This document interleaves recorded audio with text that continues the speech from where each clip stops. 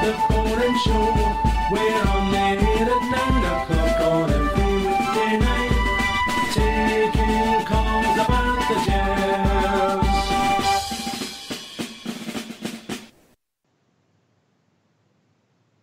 Well, hello and good evening and welcome to Rangers Radio.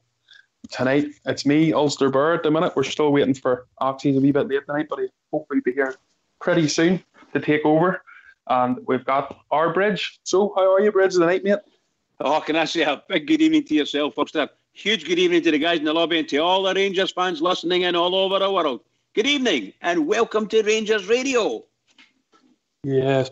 What about this Oxman? We're going to have to deduct his wages, I think, Bridge. Oh, he's getting quartered. He's quartered already. That could come to a half hour. No problem at all. The way he's going. But can I just say, how are you tonight? You good tonight, Ulster? I'm doing well. I'm in the kitchen here. I've got one eye on the Northern Ireland match. I was just going to ask you, what is the score at the moment? 2-0. So Stevie Davis scored a goal. Dallas has scored a goal. We're looking all right there. We're looking pretty Stevie good. Davis, hot, by the way. Lots of chat about him potentially getting a sort of, what do you call those things again? A pre-contract in January for the Rangers. Do you think that's going to happen? Oh, I hope so. He is cracking. I think he was one of the best players that I've ever seen. Ibrox, he was just wonderful to watch. Fantastic. I'm watching him here, and he's so impressive. The way he plays in his field, the way he holds the ball, he's really good. It's actually a video was seen on the Facebook of one of the fans from the Northern Ireland game against Belgium, or I'm saying Belgium, it wasn't Belgium, but Bosnia. And the fan asked him, when you coming back to Rangers? And he says, hopefully one day. Mate, hopefully one day. So you never know. He's looking as a wee glint in his eye as if he would like to make it happen, but we don't know. You just got to wait. He's still with Southampton. Is he actually getting a game down there? I'm not 100% sure at the minute. I'm not 100% sure how he's, but only from watching him today and obviously the Bosnia game, he still got it. Yeah, he's still doing great work. He's definitely the midfield maestro. Anything good that happens for Northern Ireland comes through him, But I think we've been joined by our Fox as well. How are you doing, Foxy?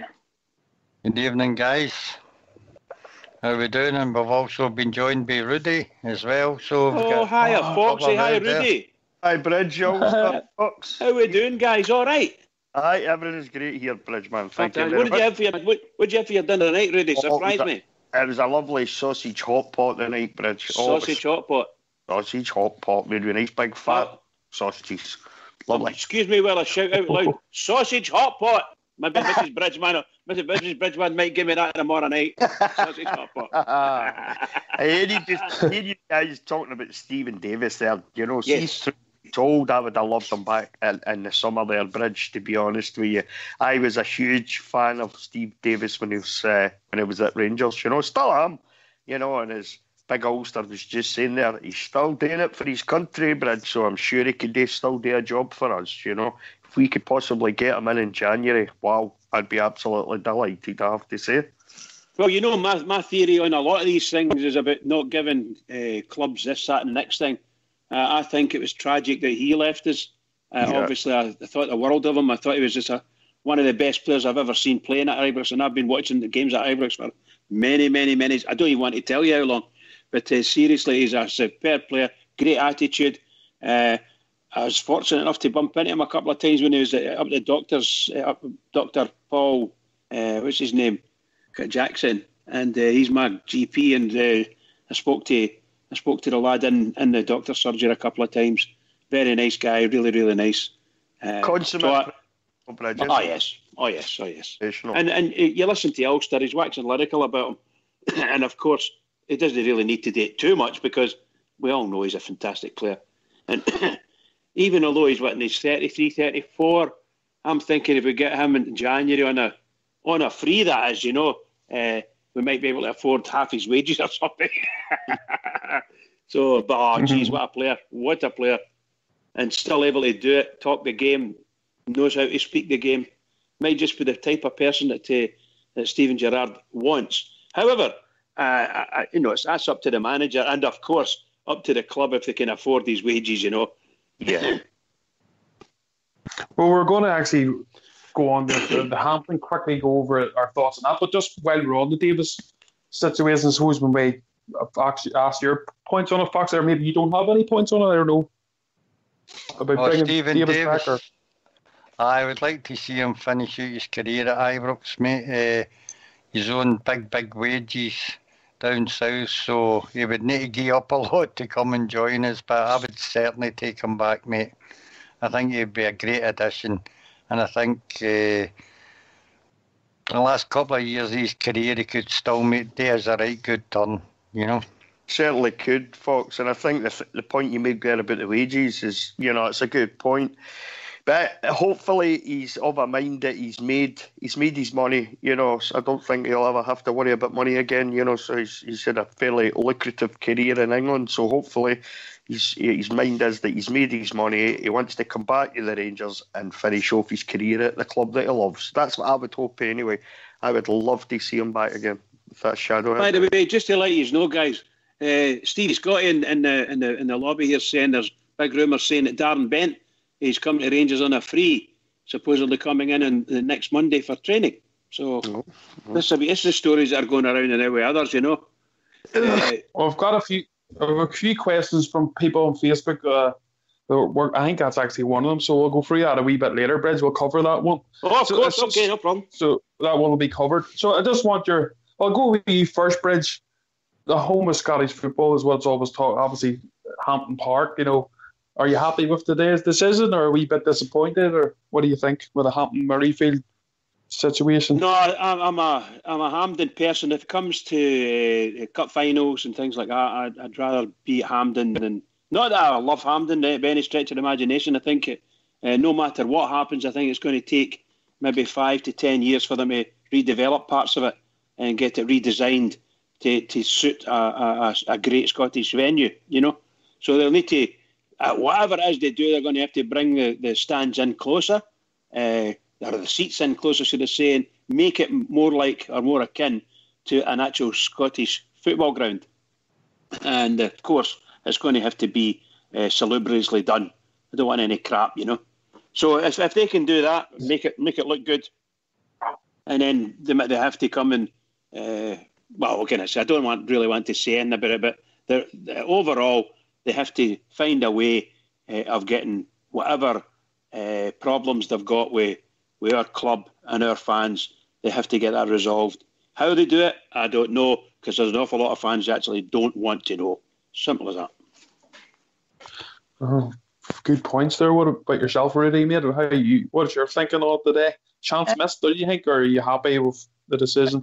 I wouldn't say I was happy as such, Ulster. I think that we know about the atmosphere at Hampden nowadays. They killed it, so they've killed the atmosphere. There's several reasons for that. The design of the stadium, they took away the atmosphere. With the redesign. For me, I don't know how much they spent. Somebody said to me the day they spent about 70 million on it or something like that. I can't remember. But somewhere close to that. For me, that was just they messed up there, because Hampden used to be a fantastic stadium for atmosphere. I'm sure Bridgeman will tell you that, and they messed up, in my opinion, when they did the redesign and stuff like that. I'm not so sure whether do we really need a national stadium? I mean, Belgium don't have a national stadium, for instance, So for me, I don't know. I mean, I've been to Murrayfield several. I'm a big rugby fan. I've been to Murrayfield on several occasions, and by far, in my opinion, as far as atmosphere and stadium go, Murrayfield is head and shoulders above Hampden right now. I mean, the first time I walked into Murrayfield, I was like, wow, look at this. What a stadium this is. And the atmosphere is just always electric at Murrayfield, because the stands are so close to the pitch, they're right on the park almost, And I think they have to do something like that to Hampden. They have to try and get the atmosphere back. If they're going to go ahead with this, they have to get the atmosphere back again. It's as simple as that. It has to be a place where other teams, when they come to play at it, I'm talking about the national side here, it has to be a place that teams come and feel the fans, the Scotland fans, breathing down their necks. It has to be like that again. But Bridgeman makes a really good point. You have to sort out this problem we have just now in Scottish football. We're hating ourselves to death right now because that's exactly what's happening. You saw the attendances in the last 2 games. They weren't great. I think there was, 17,500 on Monday night. And then last night, and I don't think the Belgium, there was money more at the Belgium. I think it was about 20,000 maybe at the Belgium game or something like that, So for a stadium the size of Hampden, it's just not good enough. But look, they brought this problem on themselves. They caused it. So at the end of the day, it's got to be fixed. If they're going to go with Hampden, there's a lot of work to be done. Let's put it that way, Ulster. We'll see how it goes. Fair enough, buddy. Northern Ireland's 3-0 up. Oh, yeah, dancer. Northern Ireland. Can I come in on that for a minute, Ulster? Yeah, well, I was going to let Foxy come in just to answer. Oh, sorry, pal. Carry on. No, carry on, please. I'll come in. You're right, Fox, to come in. Just see what your points are on it. Then Breds can take it up after you, mate. I would shut down Hampden, mate. I think it's past its sell-by date myself. It's absolutely terrible viewing for most people stone up. And it's not a great run, mate, altogether. I think all the big games in Scotland should be played at the best stadium in Scotland, which is, of course, Ibrox Park. For the smaller games, they could have moved them to Parkhead because they're used to shutting the top tier anyway. And everybody would have been happy with that, mate. Everybody would have been delighted. Yeah. Obviously, Foxy boys there get a wee bit tongue-in-cheek when it comes to this stuff. I was deadly serious. I was delighted to a certain extent. And I'm not the greatest fan, as I said. Delighted that they're going to be independent. Now, that's the number one thing. And we're not going to have one of this nonsense that some games are going to be at Celtic Park and other games are going to be at Ibrox or any other stadium for that matter. But at the end, they expect to be of a similar size crowd then as they've had the last couple of nights. Then they should be getting played at smaller stadiums. Whomever or wherever they are, it don't really matter. They could do it on the East Coast there. Hearts, Hibs, Aberdeen. So they could do all that. What Fox is saying is absolutely right. We've just said it ourselves in different words. It needs some renovation and redevelopment. And obviously, remember, of course, that Hampden is basically an athletics club stadium, the same as that old Ibrox was and the same as the old Celtic Park was.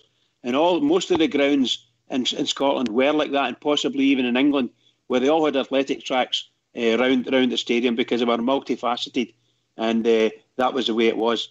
So, I mean, I don't know if anybody remembers going to the old Ibrox, the old track run, the old track run, and that you used to see the wee blue cars, the invalid cars, sort of tanking around there and finding their spot.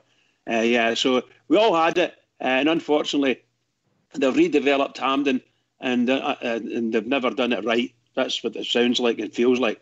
All they've done is taken away a stand and put new seating in. And Fox is right. When somebody stands up, which we all do, if it's a big game like the Rangers Celtic match, then you're going to be standing most of the game. And because number one, if anybody stands up in front of you can't see. You have to stand up. No matter what happens, you have to stand up. And therefore, everybody's got to stand up because there's not enough height between, shall we say, there's no big high step. Like there is in the standard grounds at the moment, where sometimes you might be lucky enough to be able to see, but invariably it's far too shallow, the steps, and they have to do it better. They have to bring those stands in and make it all work better. They really do. Modernise it. In other words, they can do it an end at a time. There's need to go to watch the games anyway, so they can do it an end at a time and get it all done right and rebuild it basically. I mean, there's no doubt, Bridge, that the old Hampden needed redevelopment, it was falling apart at the seams. It really had to be sorted. But do you not think, though, that they've took the atmosphere? Because, I mean, you'll have been at the old Hampden as well, And, I mean, the atmosphere was absolutely fantastic at times at the old Hampden, Do you not think they've took that away with the way they've redeveloped it? Yeah, I 100% agree with you. But remember, of course, that nowadays, the more modern days, Rangers fans are nearly always going to Hampden, and they're the ones that make the atmosphere. with the exception of a Rangers-Celtic match, then the dependence on Rangers fans going there to make the atmosphere. It was not that long ago when we were in the 43rd Division and we went there to see Queen's Park and we took something like 30,000 fans or more, maybe 40,000, and the place was jumping. I'm not saying it was full, but it was certainly jumping where the fans were. I thought so anyway. Atmosphere was very good, but we were shocked to see how poor our team was against Queen's Park. But, it's true, but that we took the fans there. It was the same when we went to Murrayfield against Hearts, and the only reason Hearts limited their fans was because we would have had far more fans in Murrayfield than Hearts could ever bring in. That's the reason why we ended up with 35,000 tickets instead of 45,000 tickets or more. Because they didn't want too many Rangers fans in there. It would just drown out the Hearts fans. And that's one of the big things, big challenges for everybody in Scottish football is how do they get the Rangers fans back? And when they do get them back, how do they manage them properly? And how do they keep them coming back? Because Rangers fans are fantastic. They travel the length and breadth of the country, the length and breadth of Europe when Rangers are in Europe. They go and they spend their money. They love it. They love to go and visit places and they love to spend their money. But the bile and hatred everywhere we're going now, and they're getting challenged both physically, verbally, and abused non-stop. And all of that needs to stop. Otherwise, what you're going to see is a Scottish international setup that has got nothing going for it. Nothing. Yeah, fair enough. Good points, guys. Good points. I try to stay out of it a wee bit because obviously not being Scottish, I don't want to tell people where they should be watching football or where the ground should be for the National Stadium. But just as they go on to watch the games that happen, it's not great. The people try to make an atmosphere, but it's tough. Because normally we would get tickets, behind the net, and it's an awful place to watch football. It's just not a nice place to watch. But I think, as I say, Northern Ireland, we've redeveloped our ground. All right, it's not massive. I think it's about 19,000. But the way they built it, you're close to the team, and the atmosphere is really good. I think Hampton's missed a trick. To think that they've spent 70,000 or £70 million. Rudy, you were saying I didn't know that sort of figure to redevelop the ground and end up with what they have. That's not good. Yeah, I'm sure that's what I read somewhere, Ulster, something like 70 million, 75 possibly. And it's a hell of a lot of money to have spent on a national stadium and not to have got it right, in all honesty. As I said, I'm a big rugby fan. I mean, Murrayfield is an exceptional stadium. I don't know if any of you guys have ever been there, but I have on several occasions. The whole match day experience at Murrayfield from start to finish is absolutely first class, in my opinion. You go there, there's loads of great food vendors. There's a massive Guinness marquee, and the fans mix in the marquees, drinking. You have a few beers. You get yourself in maybe half an hour, 20 minutes before the game. You get into your seat. And I was lucky enough the last time I was there. I was right up in the upper tier, but I was right in the halfway line. What a view of the stadium I had. A great view of the pitch and everything, and the game was just a smashing game to watch as well. So I think we could learn. I think the SFA could learn a lot from the SRU. They could take some real pointers from Murrayfield, in my opinion, because Hampden at the moment for me is just I don't know, it's just a big, vast, empty bowl.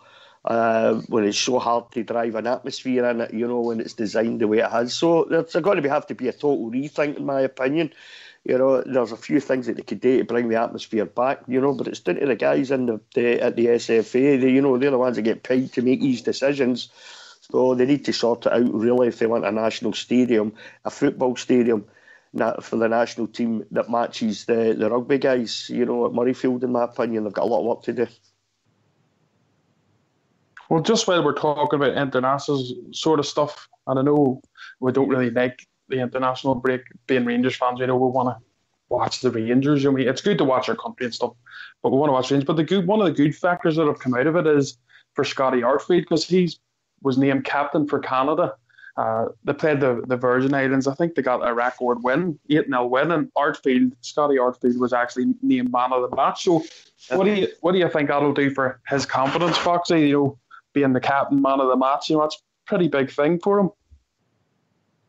Well, he chose to play for Canada, and I hope he does well, Scotty Arfield. He's not exactly set the Heather, I like at Ibrox. Seeing we're talking about the national side, I thought I'd throw the word Heather in there, but never mind.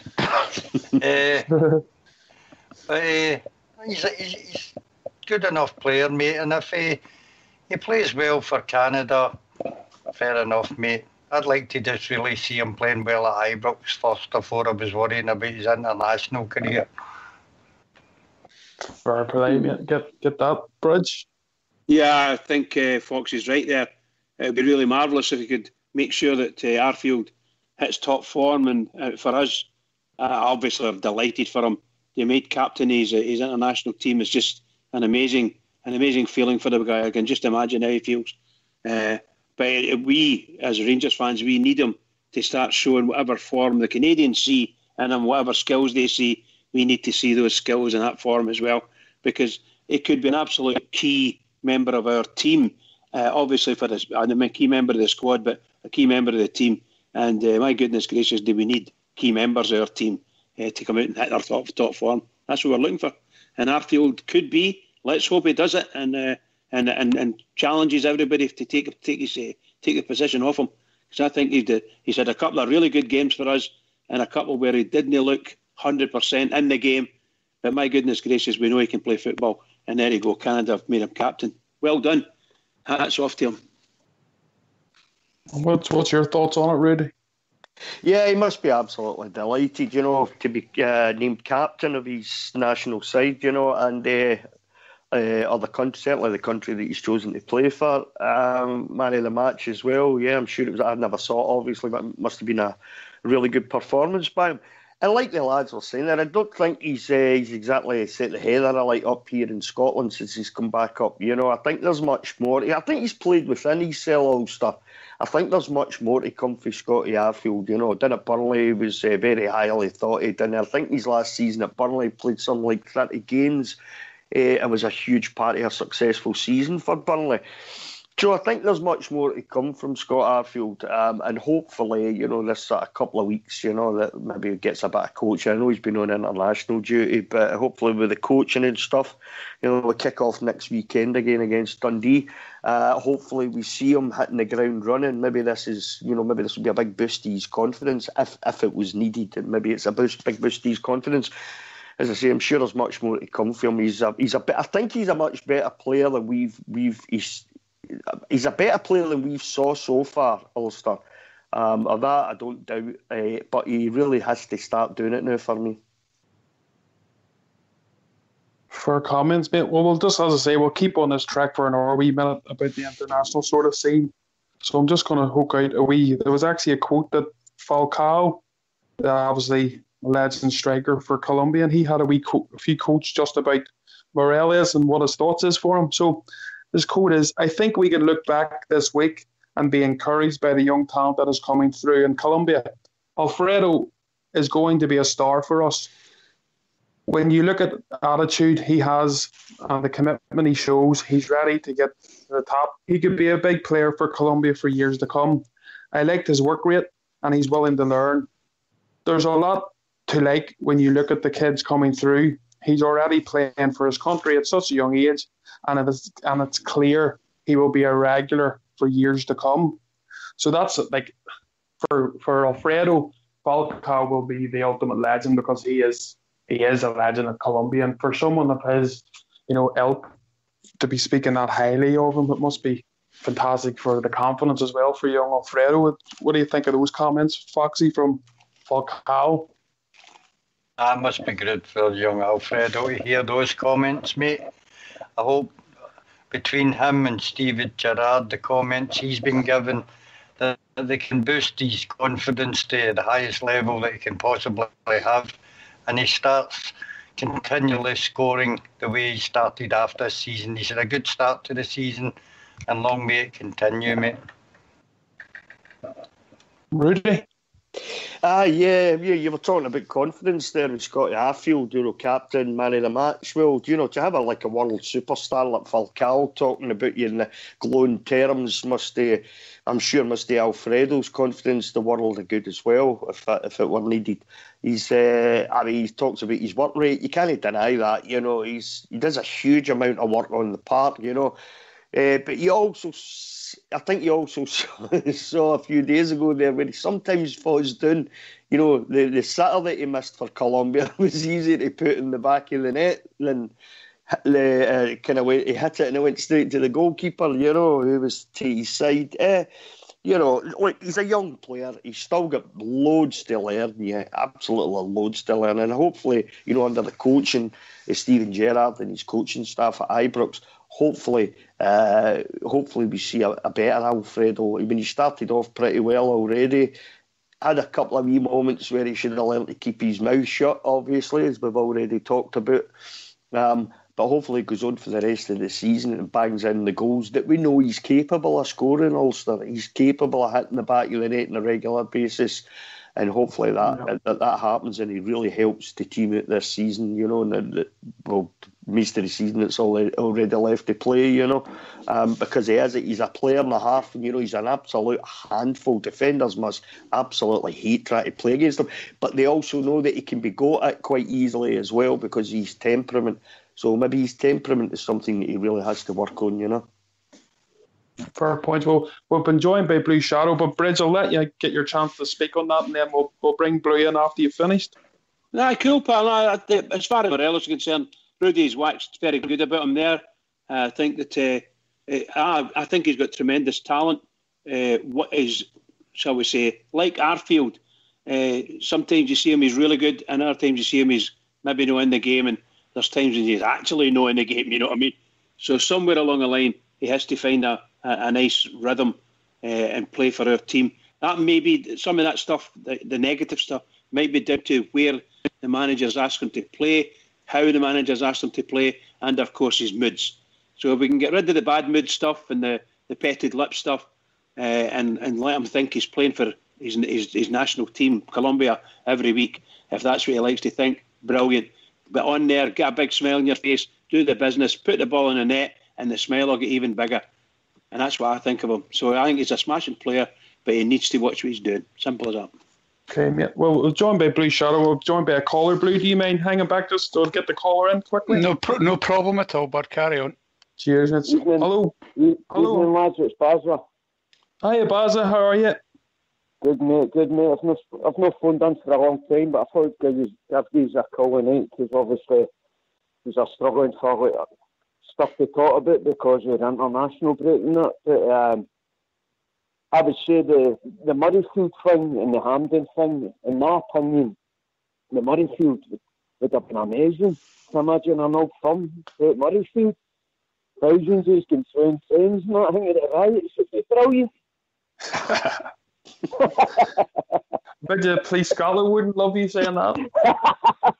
Maybe not. No, I've been serious. So the stadium is much better, So I think they should have moved it.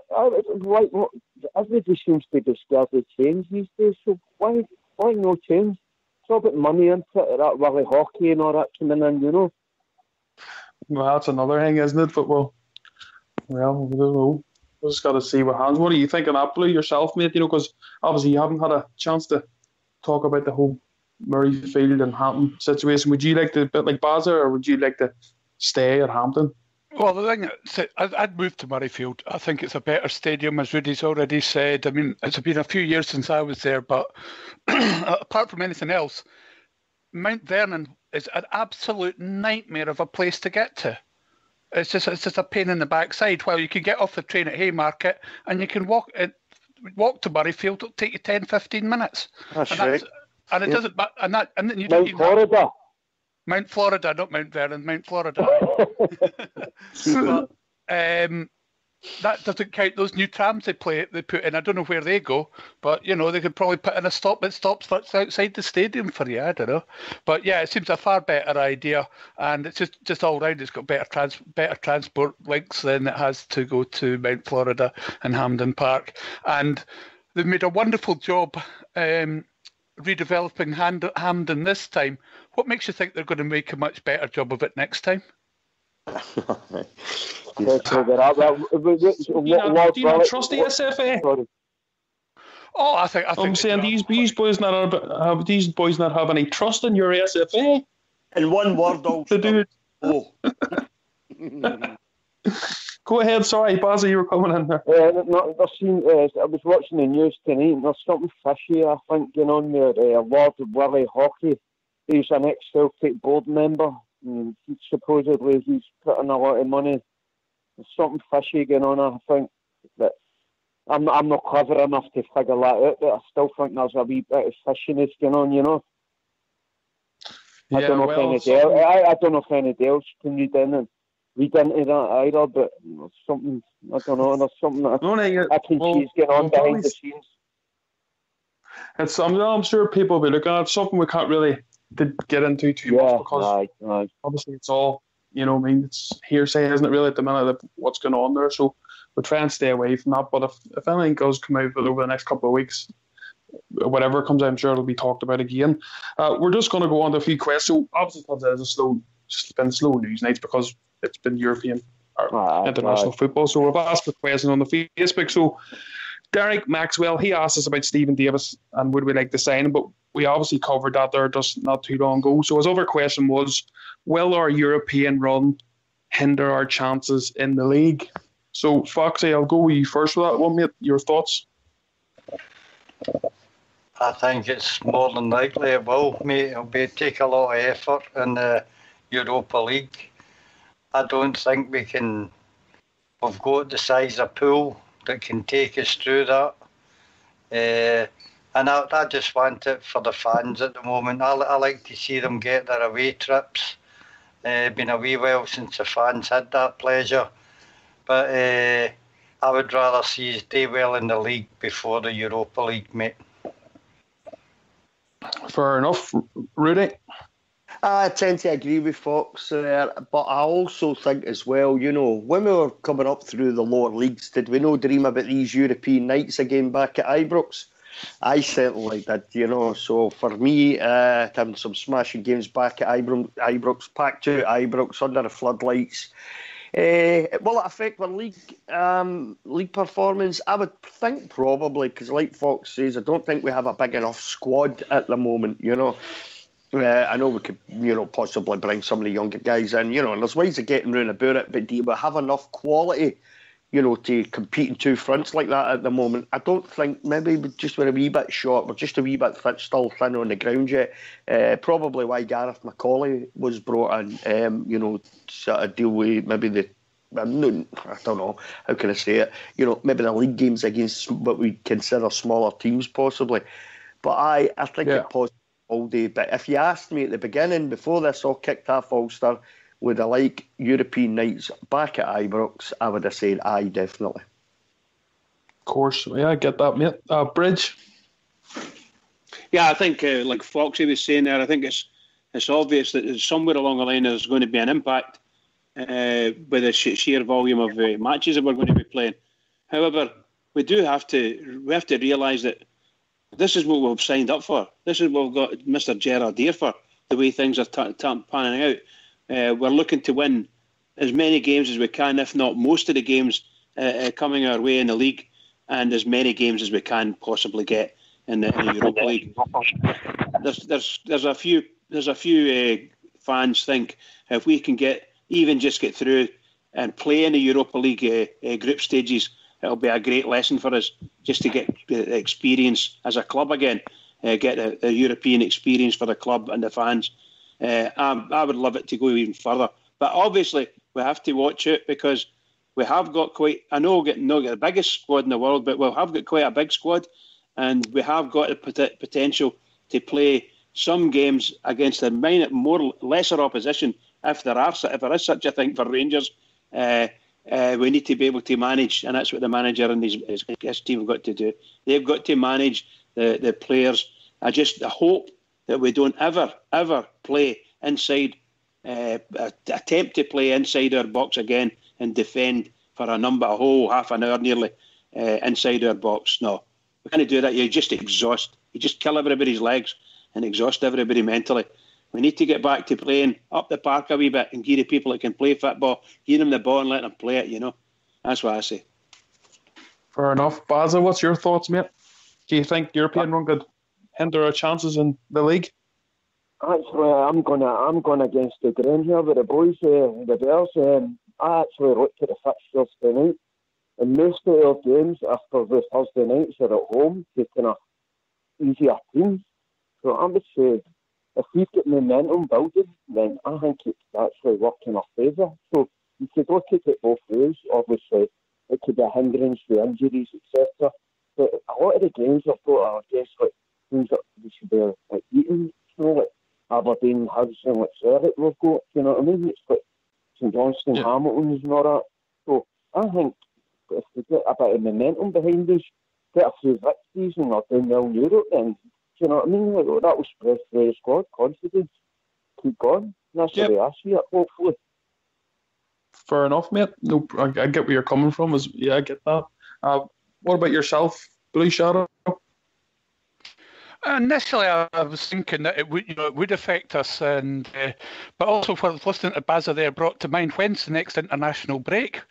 Because we did very well up until about 2 or 3 games before the international break came in, and then we started struggling a wee bit. And I think perhaps it might have been just down to the loss of the odd player, like say Koulibaly or whoever lost Murphy as well, and the loss of those 2 players alongside the wear and tear on this general wear and tear in the body of the players playing Thursday and Sunday every week might have affected us.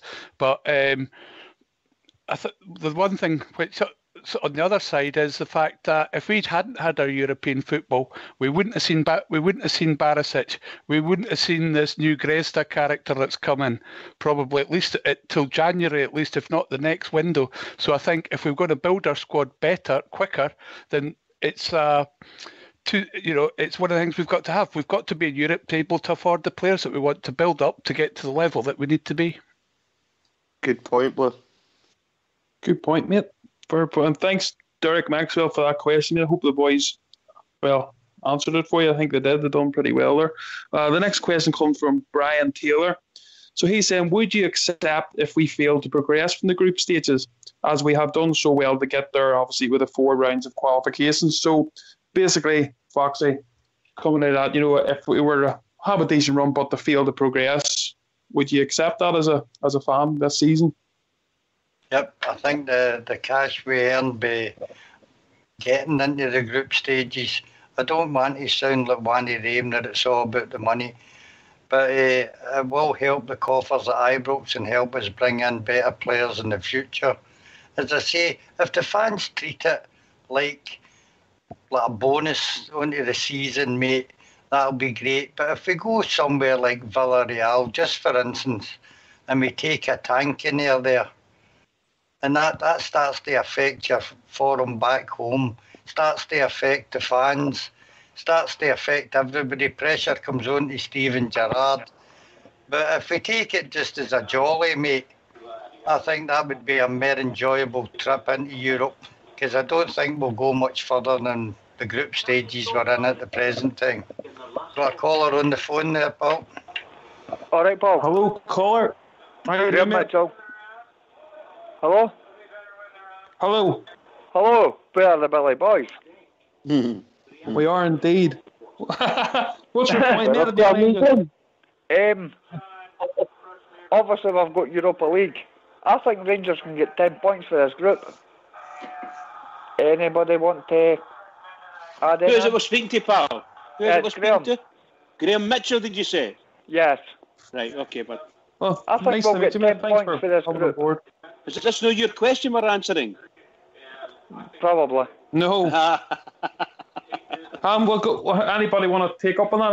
Anyone yes. on the panel think yes, I'd like to take up, and I don't think we're going to get 10 points, pal. I doubt it.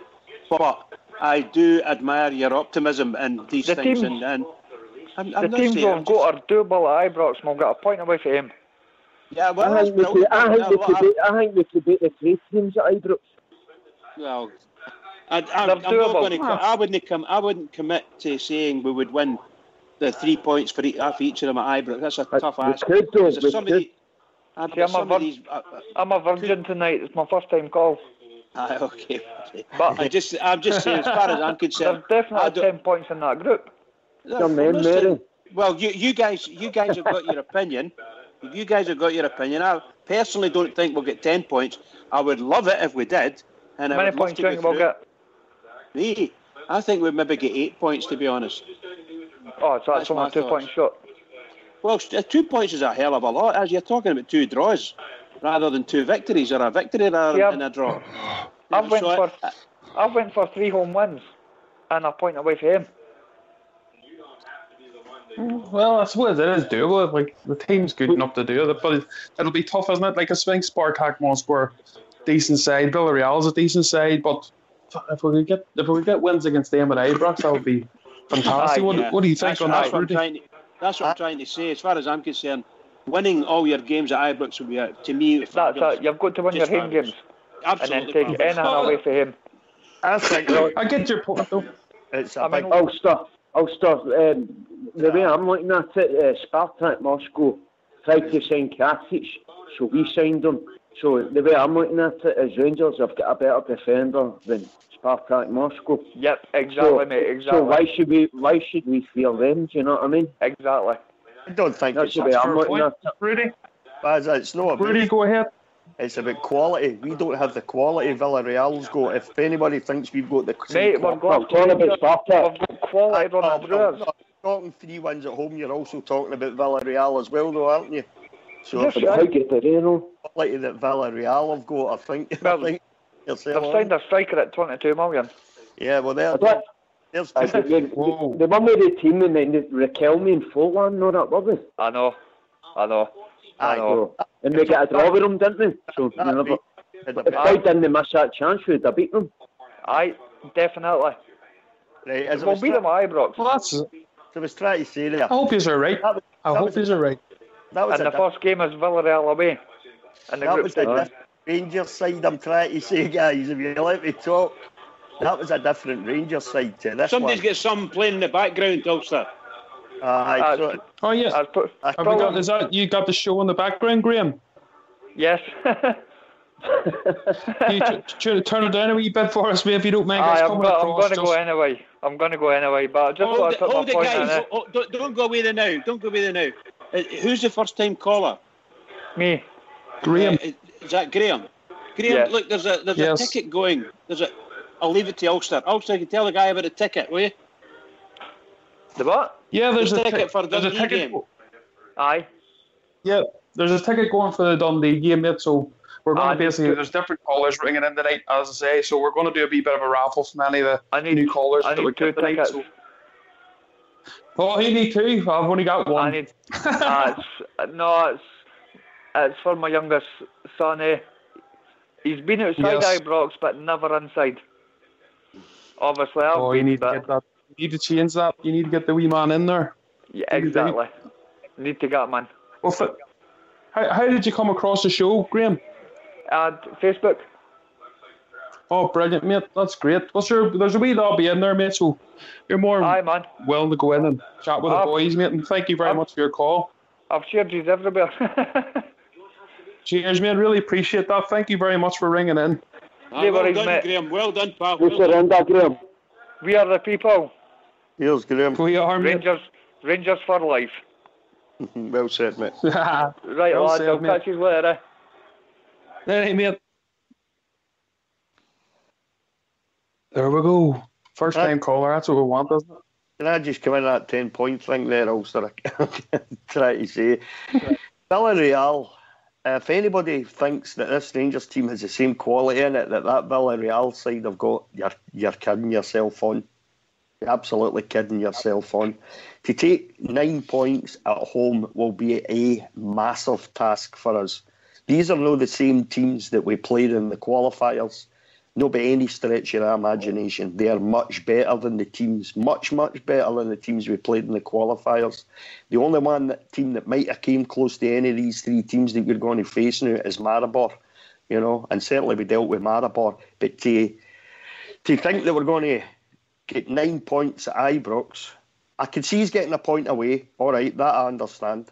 But to get 9 points at Ibrox is going to be a huge task for me. Can I just jump in there, Rudy? I maybe was getting a wee bit carried away there. I actually agree with you, mate. It's slightly, you know what I mean? We're going to finish 4th or 5th or something. You know what I mean? So not 5th or 6th. You know what I mean? So they're right decent outfit, you know what I mean? Certainly are.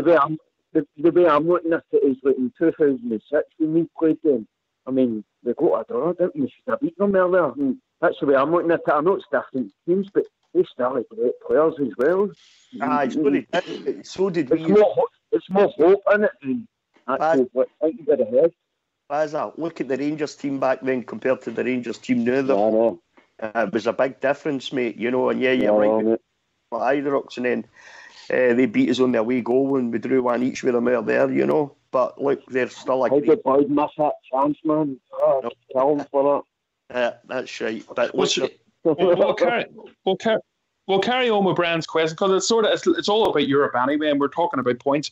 But obviously, he's asked the question: if we did fail to progress, given that we've came through, probably we didn't expect to get there. That's a lot of us didn't anyway at the start, but we've got there. But if we were to fail to progress, Rudy, since you're still talking, I'll let you answer it as well. We'll go on to the rest of the boys. But would you take it as acceptable if we weren't to make it, given how tough the teams are that's in our group? Yeah, absolutely. I mean, the group draw could have been much worse, really. It could have been a wee bit better for us, but it could certainly have been much worse. You know, and I see where the caller's coming from, but if you'd have asked me, say at the very beginning, right, before we set out in the qualifiers, if you'd said to me, we'll get into the group sections, would you take that then out? Of course we would have took it, you know. I kind of thought, if we get into like the second, third round, we'll come up against a really good side, the third round of the qualifier, and okay, if we get that far and we blow it, that's all right. It's Steven Gerrard's first couple of months in the hot seat at Ibrox, right? So and it'll be a brand new team almost. So we'll take it from there. That's fine. But now that we're into the groups, we can't. I don't know. Are we expecting too much of them to get out of the groups now? I think we possibly are. Just being in the groups right now, Steven Gerrard's very first season at Ibrox is a huge achievement for me, for us to get there, Okay, fair enough, mate. Yep. It's going to be hard work to get out there. Okay, bud. Bridge? Yeah, what can you say? And other than we would love to get out of the group stages, we'd love to go through it, it'd be fabulous. And quite a romantic idea that Rangers under Steven Gerrard, his first few months in charge of a professional team, he gets through to the group stages or past the group stages in a European competition would just be wonderful, absolutely wonderful. And it would certainly lift all the Rangers fans' spirits up for sure and give them an even bigger challenge going forward. But we have to be realistic. As Rudy's quite rightly said, he knows, we all know some of these teams they're no mugs. They also got through to the group stages, and they're also some of them really good teams. So we can't say, we can say, of course we can. But you know what I mean? I personally would absolutely delighted if we can keep clean sheets at Ibrox for a start, and if we win one, maybe even 2 games at Ibrox would be thrilling for me. But no losing. If we just imagine if we come away with 7 points for Ibrox, I'd be over the moon. And let's be honest, when we go abroad, we have been playing very well. The manager's got us defensively up for these games. So he's played quite good games up to now. I don't know. I would suggest if we got 7-8 points in total, 8 points I would suggest would be a really good total for us. It'll not get us through, I don't think, but it'd be good for us. Okay, Blue Shadow? I think it's a big ask for us to get out of the group. If you just look at it, who's in it, Villarreal, as I said, that's been pretty well covered. They're a quality outfit. Is it from Spain? Rapid Vienna, they've been in Europe for as long as I can remember over the past few years. They've certainly been Europa League. I think they've had a couple of Champions Leagues as well. And Spartak Moscow, well, that's an old club, perhaps not doing as well as they had at one point, as they were as big as they were at one point in time. But they're nobody's mugs, and everybody knows Russia's a really difficult place to go and get a result, especially as the year goes on. So I think it's going to be a tough ask. But there's no reason that, on the other hand, that perhaps we could get 2 home wins against Moscow and Vienna, and if we get one out of the other 2, if we get something out of one of the other 2 games, then we might be in with a chance, depending how the other games go in the group. Okay, well we've got also questions from John Brown. No, not that John Brown, a different one on Facebook. But there's a few, so we'll take the first half of his sort of question and then we'll go into the second part. So first of all, Foxy, he's asked, in the panel's opinion, which areas should we look to further strengthen in the January transfer window? And who would you realistically like to sign to wear the famous blue jersey? Also in that question, does any of our currently loaned out players have a future at the club long term? So, Foxy, if you want to take them two and give us an answer to them. Well, it probably carries on for the question you were asking about Europa League. The estimated 10 million that we'll earn for that will probably cover all the previous summer transfers, are no far away from it. So we'll probably have some money to spend in January. I would like to see an attacking midfielder coming in. I think we badly need somebody that can open up defences. Young Ajari is then coming onto a game, but we want our own player to fit into that role. And that could bring you back to the man Stephen Davis you were talking about earlier. That would probably be my suggestion in the January transfer window. If at all possible, I would take Stephen Davis back. That would be my player to come in. I think we'll probably wait till the summer to cover the positions that some of the loan players are taking up, i.e. the boy Kent. We've got cover there with young Middleton, still a young boy. But when they go back, him and Ajaria go back to down south, mate, we'll need to replace those positions, I think, and that would be for next summer. On the players that's away in loan, I still think Greg Docherty has probably got a future at Ibrox. I think it was a wee step above when he came to Ibrox at first, sending him out on loan and getting him some hard game time down south. I think he's at Shrewsbury, isn't he? And I think he scored his first goal there at the weekend as well. So I still think that he's got a future at Ibrox. I noticed, Foxy, just you remember Dart used to come on, a friend of the show. Yeah. He says, I'm making a bold prediction. He thinks that in the next 3 seasons, Greg Docherty will be captain of the Rangers. That's his prediction. So, big shout. It's a big shout, That is a big shout. Sink or swim. Isn't it? I think a lot of people will be saving that one to see what happens with it. I think myself, we haven't exactly got an old squad, mate, and I think there's other contenders for a future captain in there rather than Greg Docherty, mate, That's okay, mate. Rudy? Very much like Fox, I would have had Stephen Davis in it in the summer if I had my way. In fact, I'd go and pick him up just now if the club wanted me to. We certainly need it. You'd think I was paying you to say this? You think, we certainly need an attacking midfielder, somebody who we can trust. And Stephen Davis certainly comes into that bracket. He consummate professional. Loved him at Ibrox before. He's went down south, had a smashing career. Could we get a couple of good seasons out of him? I would think so, because I think he's a brilliant professional. If there's any way we could get him back in January, I would certainly go with that. As far as the loan players are concerned, the ones out on loan, for me, Greg Docherty certainly has a future at Ibrox, because I do think very highly of him. I think he came in and there was a lot expected of him.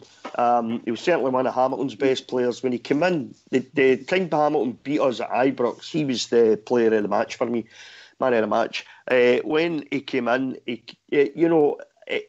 let's face it, it was a failing team that he came into, with a dodgy manager, in my opinion. I know don't everybody thinks that, but that's what I think. And I think there was a lot asked of the boy. I think it's great that he's out. He'll get a season out on loan, did at Shrewsbury. He'll get some real game time into his legs. And then hopefully he comes back in the summer and he shows what he's capable of. He works hard and he gets himself back into the squad again, in my opinion, because I think there's real talent there in Greg Docherty. Okay, mate. Bridge? Well, I think Foxy he's no far away. some of the things he was saying. I have to say it would be wonderful if we can get someone like Stephen Davis to come back to the club. Rudy waxes lyrical about him. I wax lyrical about him. He is a quality player. It's a pity he left us in the first place. But we have a problem there in trying to get him in. We can maybe get him in for on a free, for instance, or a Bosman, or a pre-contract, whatever we call it, in January. Maybe just buy him in January, whatever the fee is. It'll be probably quite low. Might even get free agent. But seriously, guys, we need to work some magic on the wages, because he must be on a fortune in there. Well, real quality player, but it's a thing that the club needs to find a way of getting around it and see if we can get him in. And I'm sure if a deal can be done, our club will do it. As far as Doherty is concerned, I'm not going to say too much about Doherty other than what I've said in the past. I don't see Doherty. It would have to be a massive, massive improvement to the way he's played since he came from Hamilton to be able to make it in the Rangers team. If you just consider he's not even been part of the squads that we've played, and we've went through Europe to into the group stages in the Europa League, and that lad's know the kick at the ball in this term to get us there. And if we hope, as our hopes are, if we manage to get on a run, the momentum's high, we do some wonderful stuff, and we even get a good tally of points in Europa League. I don't see that boy ever getting back into our team. That's my honest opinion. Okay, mate. Well, we'll give the same question to Baza and the Blue after, and I see that Oxy has joined us as well. So let's give Foxy to give us a wee tune, and then we'll come back after that and discuss more.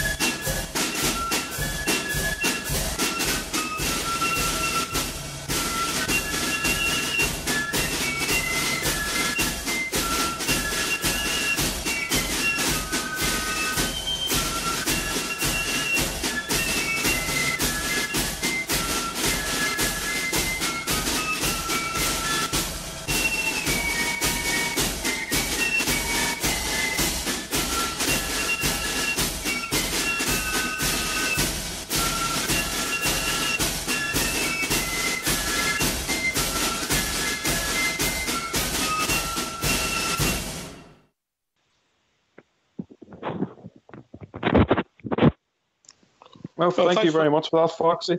There you go, Oxy. You're back. You can take the seat, my friend. No, mate, you carry on. You're doing a grand job, mate. You covered me the night, mate. You covered me the night. Pay raise for Ulster. Oh, get it in there. He deserves it, Bridge, yeah? Just fell off your seat. Absolutely, boy. No, absolutely. I'm still marching. See, Ulster, that's what you get for being a Clipe. Big Ulster, that's your question there, Blue Shadow. But the players, what's your thoughts? And then Bazza. Well, I still think, even though we brought Lafferty in, I still think we need another quality. I think we need a quality striker. I could just pick up on one thing first. The 10 million that would pay for the summer transfers, I think I'm not 100% sure, but I don't think we get that until the end of the season. So whether there'd be additional money to be made available for January or not, that might be another matter altogether. But I think we could do with another striker. I'm trying to think who else we could. I would go out and make Koulibaly's contract. If we can, absolutely. This is all. It's all hypotheses because we don't know whether we'll get it or no. As regards Stephen Davis, as I understand it, he's on about £50,000-60,000 a week, so that's going to make make it awfully difficult for us to get him up here, unless such times we can. Persuade Mark Hughes that he wants to loan him to us for that he might move him on in the summer. That's about the only way I can see us getting him up to Rangers. Would you drop a couple of £1 million a year just to come up to Rangers? I can't see it happening, boys, to be honest. I would, but money's no my god. Bridge, you wouldn't. Bazza? Yeah, how you doing, Oxman? All right, mate, you? All right, mate. Could also remind me of the question? There's various parts of the question. On you go. Yes, mate. In the panel's opinion, which areas would you like to see us strengthen in January? That was the first part of the question. And the other part of the question is there any players out on loan that you would like to see have a future at the club? Oh, I missed that. Right, so that's a hard one because we don't know. We need to strengthen in January because it's so early in the season, in my opinion, so it's very hard to answer that question logically. The second question, Koulibaly, he looks great there now, but if he's injury prone, then I wouldn't like to keep him. I wouldn't want to sign him. So it's just hypotheses, if I can get that word out right. So it's one of them. Do you not think, Bazza, do you not think, we've brought Sadiq in. At the moment, you're right, it doesn't look as if he's going to be covered for us because he's not pushing his way into the first team squad. We've only got two strikers, mate. If they two were to run into each other and they were up for 6 weeks, I would bring that down Bent in, definitely. I see that he's been linked with us in some of the forums and also he's been speaking to the radio. Aye, all right. What about the players on loan for you, any that you think's going to make it? I liked Doc when he first came in it, and then obviously Stevie D's maybe no, he likes that bigger boys and that, so he's still young, isn't he, learning his trade, but it kind of reminded me a wee bit of Kevin Thompson now. He liked a bit of digging that now and he got on a bit and I thought he's going to be a good player for us, but I know every day get hyped up about him a wee bit too much, too early, even myself, but maybe he has to go and learn his trade a wee bit longer and come back a year or two and then, earn his stripes and then come back into the team and we'll see what happens. Bridgeman, that's an interesting point that Bazza makes there, but if you look at Greg Docherty compared to Ajira and maybe Koulibaly, he's played a lot more first team football. So where do you learn your trade? I've got no. What can I say about Greg Docherty that I haven't said? I'm not talking before? about Greg Docherty. I'm saying is, where do you learn your trade? You learn your trade. Yeah. I think you've got to be, when you come to a team like Rangers, you've got to hit the ground running. There's absolutely no doubt about it. We don't have reserve football that you can go and pick up some skills and get some time playing in the reserves and things like that. We just don't have that. So it's got to be somewhere else.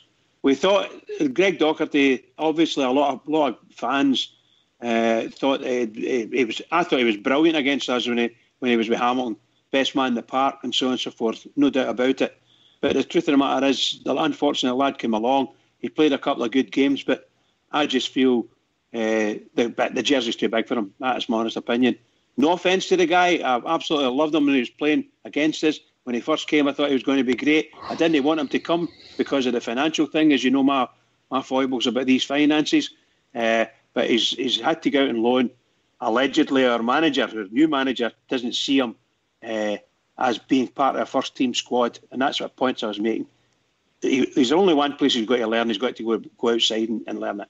My fear is that he comes back, he's never going to get to where he wants to be within the Rangers setup. That's my fear. Can it be experience, Fox? Because obviously Docherty's got more experience in maybe Koulibaly in Nigeria. I'd agree with that, but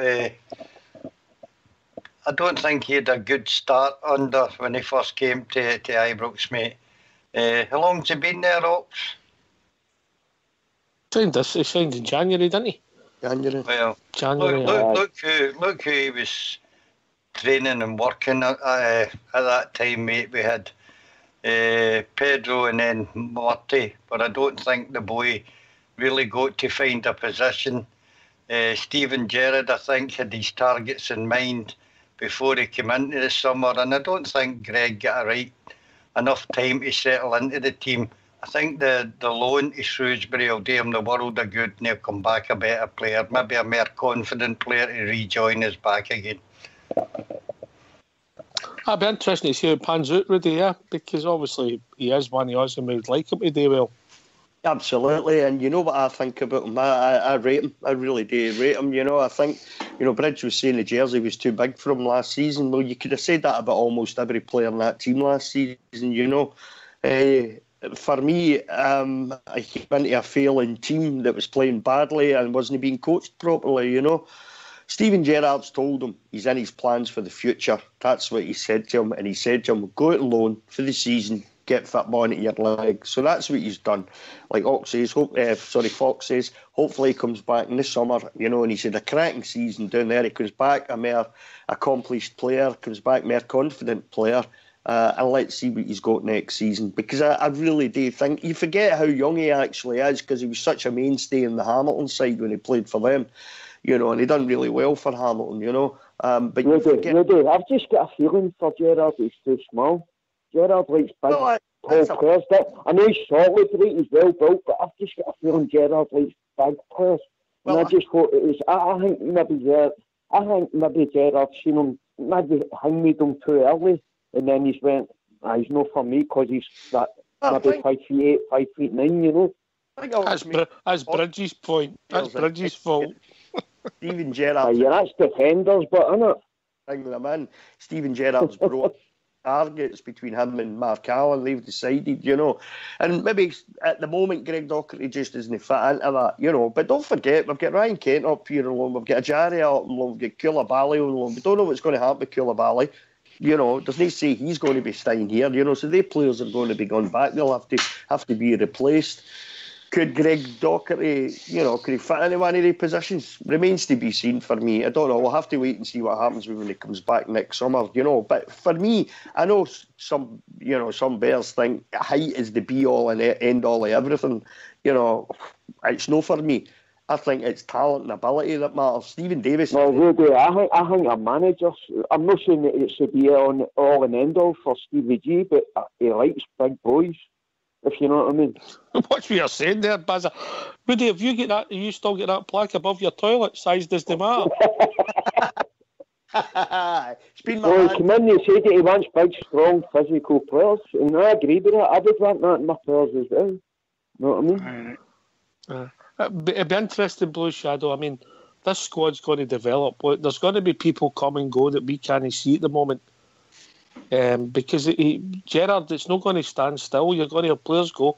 Let's just say he doesn't fancy Candias. He'll be looking to bring somebody in on the right-hand side doing midfield to improve the squad. That's his job, Right, I mean, coming back to the lad Doherty, right, let's start. Sorry to cut across your question there, but I did things like that.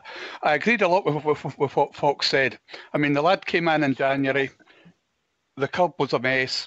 He started off quite well his first couple of games when he was playing in midfield and probably even a slightly attacking role in midfield. And then for some totally inexplicable reason, he decides that Doherty is a defensive midfielder because he had a hole there. And the guy didn't play very well there 2 or 3 times, and eventually he just got dropped and he never got a chance again.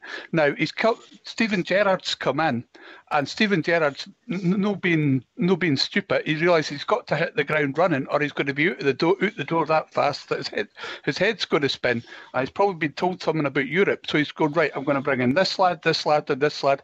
I know I can rely on them, and they know what way I play, and that way I can help hit the ground running. And then so Doherty's got out the door. I said, going out and learning out on loan, which necessarily wouldn't have been a bad idea. But I think he's gone to the wrong club. I don't think Shrewsbury's a high enough level. If he'd gone to the Championship, that would have been a good idea. But I just don't think Shrewsbury's the right club, and I think that could be the final nail in Mr. Doherty's coffin, and he could find himself out the door this summer. I'm interested to see it pans out, but our squad's going to evolve, mate. It's going to evolve. There's going to be changes constantly. That's what happens when you're pushing for success. Now, I can't say who'll stay, who'll be a success, because we've not got a crystal ball. But that's Gerrard's job. Oh, it's absolutely. He's the one. If he does something and it doesn't work, then he knows he's out of a job as well. There's no sympathy in football, that's for sure. So I think I said if it was me, I would try and make Koulibaly's signing permanent if I could. And when he's got these players in on loan, if you can and they work, if you can, make their signings permanent, because you know already it works in that way, and they've already got a relationship with other members of the team, so it helps create that team ethic. And then when you bring other people in, then they've got no option but to fit in with that team. Sorry to interrupt, panel, but do any of you remember Stevie G coming out in the summer and saying they wanted a big physical team? Does anybody remember that? Because I do. And they said that, and then they did say that, didn't they? Yeah, he mentioned it at one of the conferences. Big, strong, physical player.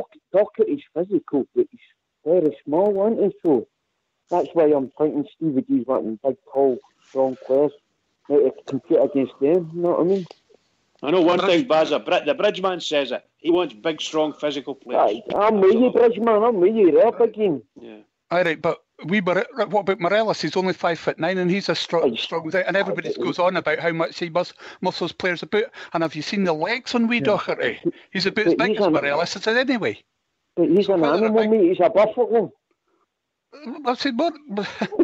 Doherty wasn't getting shut in about a team either. He's a wee strong lad, and these big lads try and come over the top, and I mean over the top of them, and it just doesn't work. They could get them close to them and turn them, or start running at them and get the big players turning. A big game's as good as a little lad. And although I know Stephen Gerrard came out and said that, but I think he was on about big players. They brought in Goldson, Katic, decent sized fullbacks. I mean, that Barisic is no a wee lad. I don't know how tall Tavernier is, and he brought in Koulibaly, and you want a big defensive midfielder. For me, I'll tell you what, no matter the size of the player, see if we could manage to bring Luka Modric in January, I'd be over the moon, you know what I mean? He wouldn't get into a team. Not big enough. No big enough, is he? Not big enough. He's racing, so you never know, man. He's got a few go-outs now. One of the best players in the world. One of the best players in the world you're speaking about right now. One of the best players in the world. You want to become a Rangers? Love it. Bring him in. She's not your kind of player, Bridge. We can't sign him, Bridge. He's not big enough. Bring him in, boys. Bring him in. Gascoigne, didn't they? You'll need to get that plaque for the toilet, Rudy, and show Bridge it. The mirror. That's my man, Trox. But it'd be interesting, Fox. See, and it's a fair comment. I think Mark Allen had something to do with some of the signings beside the physicality, because he's looked at the Scottish League. I'd probably agree with you there, but let's just hope Greig does make it, mate. I think he's a Rangers man at heart, and let's hope he does come back and get into the side, work his butt off and get into the side. I'd like to see him getting a chance under Steven Gerrard, because as we also said about the turmoil that came into, the dressing room wasn't a great place to be either. There was signs of wee cliques maybe didn't fit in with the some of the cliques that was going on in the dressing room at that time. And a new start from when he comes back, and I think he might prove to be a good investment for the future. Watch your space on that one. Can I ask you a question, Oxdear? On you go, mate. See the stories going round about, or even us discussing it earlier on this evening, about the chance that Stephen Davis may come back to Ibrox. Obviously, it would be no big enough. Too expensive. No, obviously, it might be very expensive for Rangers to go down that road. No big enough. Stephen Davis would. I don't know what height he is. I really don't care. He's a fantastic player, so I'm all for it. Bring him in. But I don't know if we can afford it. But bring him in. I mean, with Stephen Davis's choice, if he's contracting, if it was right for him to move to his... Of course, pal, of course. If you're talking about football players, there's no doubt that Stephen Davis is a class football player. It's whether you're going to get enough out of him, and if he's got the legs to compete like he did during a whole season. But as far as class... because he's too small. As far as class is concerned... You don't know, do you? No, we don't know. Sorry. That's all right. You can bring Stephen Davis and Luka Modric in any time he's want. I'll go and personally pick him up. Do you want to put that out on Facebook there, Big Ulster, that Bridge is changing his stance? He said, as long as Modric is on Davis's shoulders, he'll take them both, no problem. Other than that, I'm looking for 6'1", 6'2" minimum. I thought 6'6". Killers. No, that's for the centre backs. I don't want anybody playing in our midfield that isn't any above 6'1", 6'2". That's what I want. I want killers. I want two guys in our midfield that will go. Two guys wasn't that tall. He wasn't that tall. When we go to the Periodome, I want two of our players to be absolutely huge, both in presence and in style of football and skills and ability, and fearless. Are you saying that? Gerrard wants that as well, and I agree. Steve Bridge is obviously saying, obviously we can't get all that, but I honestly think Stevie G wants most of our team to be like big, physical. Because like Celtic bullied does last season, all early pitch, so he knows. Did it this season as well. Bridgeman, did you ever see Barry Ferguson getting bullied? No. You didn't see it. The guy was a fighter. Nobody but bullied by. But you get a lot of... He was 5'10", 5'11", but wasn't he small? Slow down, mate. Bring you in, mate. We'll bring you in. You get players who are, shall we say, smaller, but they're not as physical as Barry Ferguson. Barry Ferguson would have tackled anybody in anything. No problem at all. But a great player when he got the ball on his feet, get the ball at his feet, could play football and drove the team forward. We don't have anybody, no matter what size it is, we don't have anybody. We would desperately love to have someone like Barry Ferguson's out to be able to play football and drive us forward. Wonderful, you see. Wonderful. Who in the Celtic midfield, apart from Rodgik's a big, huge guy, mate? McGregor. Apart from him, you've got McGregor, Brown and Mitchell. They're not any of them giants of players. And Cham's a fabulous player. But he's not a huge player. No, but Rodgik is. I said apart from him, one player He's only a wee guy, he's only 6'2". Well, that's exactly what we want. Somebody 6'2" to challenge him. But you know we better be better players, Bridge. Of course. Have we got any? Well, we're starting for a low base. Let's be real honest. I think it was Fox that mentioned, and Rudy, I think the Kachina multi-dressing rooms and how things developed. We've started for a low base. We've had to clear the decks and we're moving onwards. Blue Shadow, and we are going to improve, and it's not going to happen overnight. The whole squad's going to evolve, but it might take a couple of years. Oh, it's going to take a while. I mean, sort of. I think as we said last night, I think it was. I was saying we're going to have, Stephen Gerrard's going to have to work awful hard to try and develop the squad and develop young players into first team players for this season. I think there might be a little bit of money available for January, but I don't reckon it will be a huge amount. So really, we're looking at next summer before we can bring in, really extend the squad up to the level. Probably not as wide as Stephen Gerrard would like it, but it also depends on what players are available and we can get and what price we can get them at, because we can't afford to go out and spend 5-10 million on a player. It's just something that we can't afford to do. So that's where Mark Allen comes in, and I find it a bit disturbing that people seem to want to send Mark Allen down to Glasgow Warriors to pick up players because they're big and powerful. It's like, no, it's all about talent. If just because a guy's big and 6'2" and all the rest of it doesn't mean that he can spot a pass and play it for 40 yards out to the wing. That's the sort of player with good distribution and good vision and a good understanding of the game. That's one of the players that we really need as well. Big Ulster. I mean, I'll be signing players, and the squad is going to develop. And there has been a question for Facebook, as John Brown's asked us.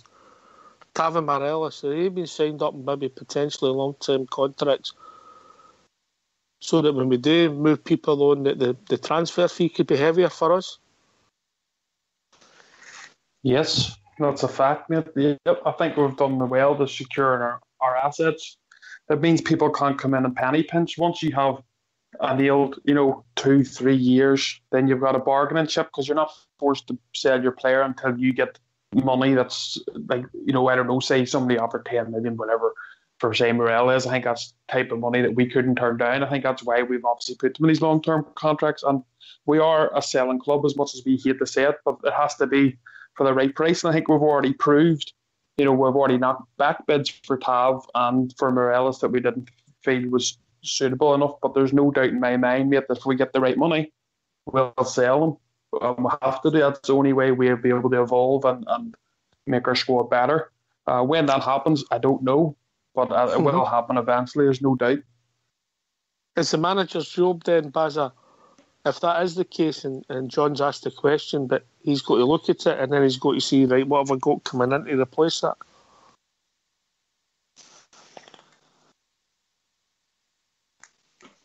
Bazza? Oh. Sorry, Ox. That's all right, doing a bridge. I was doing a pass.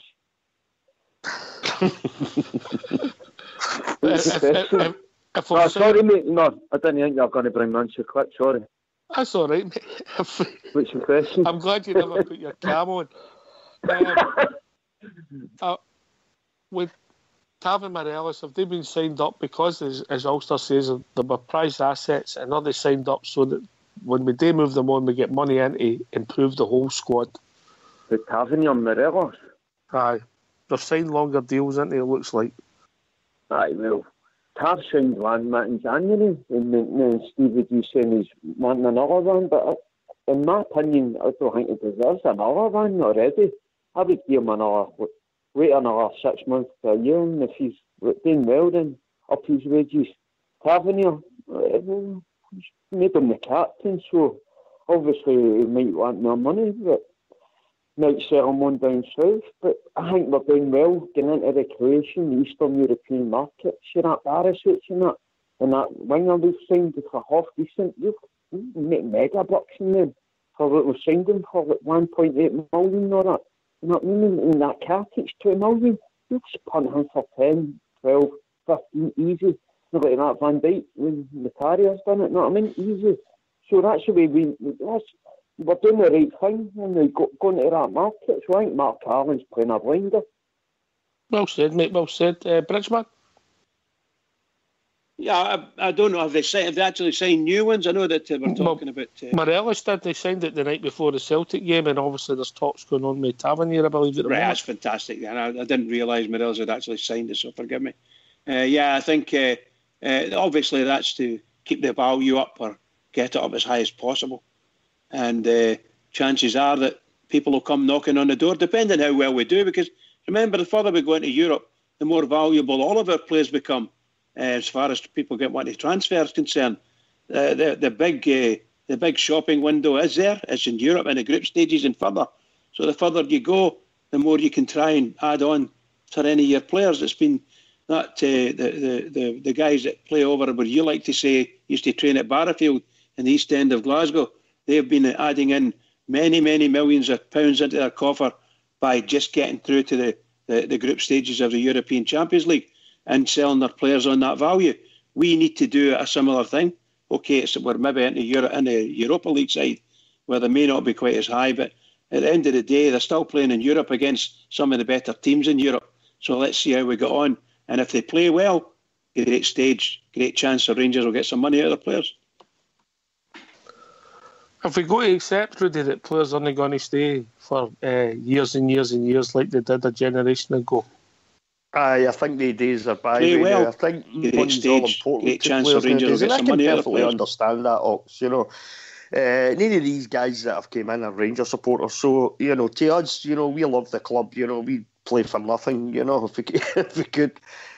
These guys have got families, bills, mortgages, they're thinking of their future, their long-term security. So obviously, Tav and Morelos being put on these longer-term contracts, it's an obvious sign that the club's saying, well, look, like Steven Gerrard said in his interview, if you're going to come in for Morelos, don't waste our time, don't come in with any derisory bids because it ain't happening. They put him on a longer-term contract because he's a sellable asset, as is Tav, as was proved in the window there. I think they were about the only two players that we got offers for. Obviously not good enough. Gerrard wanted to keep them, so they're still there. But as far as the long-term future goes of the squad, you're not going to change that squad reducing one or two windows. Ox, I said this the other night. It's going to take 2, 3, maybe 4 windows to get a squad that's high enough in quality and the way we want our squad to be. It's not going to happen overnight. Certainly not going to happen in 1 or 2 windows. It's going to take longer than that. If the case comes next summer, that say Tav or especially Alfredo's done really well. They've had a cracking season. Alfredo's banged in a load of goals. There will be interest in him. There's no doubt about that. Now that he's playing for Colombia, he's playing for his country. He'll be playing in Europe. If he does well in Europe, the eyes will be on him. Can we keep him? Probably no. I would think at some point somebody will make an offer to us that's too good to knock back, in all honesty. I can't remember. What did we get him for? About 1.2 million? We got Morelos for something like that, mate. Something like that, mate. So if somebody comes in and say with a 10, 11 million pound bid, how can you knock that back for a player that you brought in for 1.2 save? You can't. So the longer term contract's a good idea in my opinion. Fox, as we said, the squad will develop and we don't know who's going to get the door, but this European adventure, if you like, there's pros and cons for it when people start seeing your players playing well. Aye, to carry on for the last question, then their length of contract, the wages a player on all come into the reckoning when transfer bids come in. I think it's just Rangers protecting their assets. Both of these players have been subject to transfer bids with knockback. And both are players at this present time we want to keep a hold of. And as Gerrard probably rightly says, we are not going to accept buttons from our players now. That's stopped. We've done it for years and years, and we hopefully think that that's the end of it. Although some of the bids, like say for the Chinese clubs and that, were maybe a wee bit exaggerated, the interest is there, mate, and it will only get more as he plays for Colombia and plays in Europe. And Tav is, I think we underestimate Tav. I've said it for the last year. In fact, both the players are kind of, you either love them or hate them. But I think people in the game know the potential in both players. As long as Morelos doesn't miss one like he did last week. Oh, the cracker, wasn't it? So, Many did Ali miss, mate, in a game before he stuck one in. That's what strikers are like, And I've seen the one that Mr. Naismith missed last night for a header for a yard out. You know, it does happen, mate. But Morelos is if you made up his DVDs on YouTube with the misses, mate, there's some crackers in there. But people would argue if you're not there, Bridgeman, you don't make your chances, do you? Absolutely, pal. And it has to be said. I know we're waxing a wee bit about some of the misses that some of their players have played. They're not playing for Rangers at the time, and Rangers, even if they were, Rangers were not in the same position as they are now, with a huge negative press and the hatred that's going around Scottish football for the Rangers and their players. And that's the reason why only that goal missed, should I say, by Morelos the other night was even thought of. That could have been a kind of joke. Oh, look at that little miss, and a wee bit. No, that was totally and utterly against Rangers, anti-Rangers. That's the reason why they put that out there to negate anything the Rangers could ever do. So remember Andres Escobar Bridge, the comedy defender that got shot for scoring an OG. Aye, absolutely. That's how mental they are, Elvermel. Well, I'm not dead sure if it's ever going to go in like you're saying, but the truth is... No, but I'm just saying that the cartels had money on them to win that game, and he scored the OG and he got assassinated. You know what I mean? I think that... Crazy stuff. I just think that Rangers, at this time, anything that could be made as a negative story, they'll put it in the papers and highlight it. That's what they've done. Other than that, I thought the guy missed it. He missed a good chance. I'm not dead sure if it was an utter sitter, because I don't know if the ball was actually coming to him. But you need to see it at a different angle to see it. It looked as if he made connection with the ball and he couldn't kill it. He didn't hit it. Didn't kill it so dead to drop down. He actually bit it off of one of their defenders. And then he was lying on the deck on the line or something like that, and the ball hit him. Come back again. It wasn't as bad as his United one last year. No, God, no. He's not a striker. He's not a finisher. He's a link-up man, isn't he? We need somebody to come after him. You know what I mean? He's not a finisher. We know that. I would say he's not a natural finisher, but what I'll say is when teams are looking at him, and I'll go to Boy Shadow, is they'll maybe look at him because he's so young, mate, and he's still got your buying potential and somebody you can improve. No. I mean, if it was up to me, I'd at one point in training, I'd say just call over that to Jarry and say, "Come over here, son, right? Take him and go and teach him how to bend a ball into the top corner." Because it's that one shot that Ajaria keeps hitting is amazing amount of, particularly when you're running through on the keeper. The amount, if you could slot them away like that, you put 10 million on the laddie's price overnight. I'm telling you. I think you've got it or you've not got it, mate, being honest with you. There's certain skills you can practice, isn't there, Bridge? There's certain skills you can practice. Yeah, I think young Morelos wants to smash the ball every time he can and get as much oomph in it, But it doesn't come off for him sometimes. He has to wait for the ball, but sometimes by that time it's too late and he ends up making a couple of hash shots, And how many balls over the course of his career did Thierry Henry hit smash, Bridge? No, I'm saying that it's just. And how many goals did he get? No, but I think that's the boy's makeup. Morelos, he's not. Doesn't matter if that's his makeup. The fact is, if you look at the top strikers, yes, they can hit a ball, but most of the time they're using.